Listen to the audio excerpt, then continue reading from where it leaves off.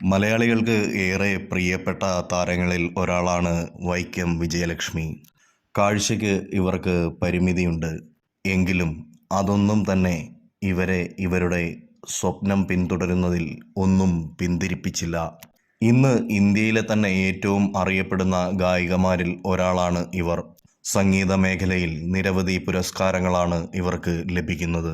അങ്ങനെ കരിയറിൽ വലിയ രീതിയിൽ മുന്നോട്ടു പോകുമ്പോഴായിരുന്നു ഇവരുടെ വിവാഹം നടന്നത്. എന്നാൽ പ്രതീക്ഷിച്ച പോലെ നല്ല വിവാഹ ജീവിതം ഇവർക്ക് ലഭിച്ചില്ല. വളരെ പെട്ടെന്ന് തന്നെ ഇരുവരും വിവാഹമോചനം നേടുകയായിരുന്നു.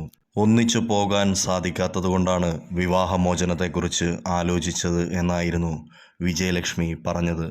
ഇപ്പോൾ ദാമ്പത്യ ജീവിതം തകരാനുണ്ടായ കാരണത്തെക്കുറിച്ച് പറയുകയാണ് ഗായിക.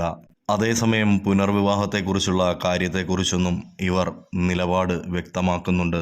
തൻ്റെ ജീവിതത്തിൻ്റെ പകുതിയിൽ കടന്നു വന്ന വ്യക്തിയായിരുന്നു ഭർത്താവ്. ജീവിതം മുഴുവനും കല എന്നതാണ് ജനിച്ചപ്പോൾ മുതൽ തൻ്റെ ജീവിതത്തിൽ ഉണ്ടായത്. അതുകൊണ്ട് തന്നെ ഭർത്താവിന് വേണ്ടി ഒരിക്കലും കലയെ താൻ ഉപേക്ഷിക്കില്ല എന്നുമാണ് താരം പറഞ്ഞത്. കലയെ മാറ്റി നിർത്തേണ്ട ആവശ്യമുണ്ടോ എന്നാണ് വിജയലക്ഷ്മി ചോദിക്കുന്നത്. ആദ്യത്തെ വിവാഹബന്ധം ഒരു പരാജയം തന്നെയായിരുന്നു. വിവാഹമോചനം നേടിയതിനു ശേഷമാണ് താൻ കൂടുതൽ ഹാപ്പിയായത് എന്നാണ് താരം പറഞ്ഞത്.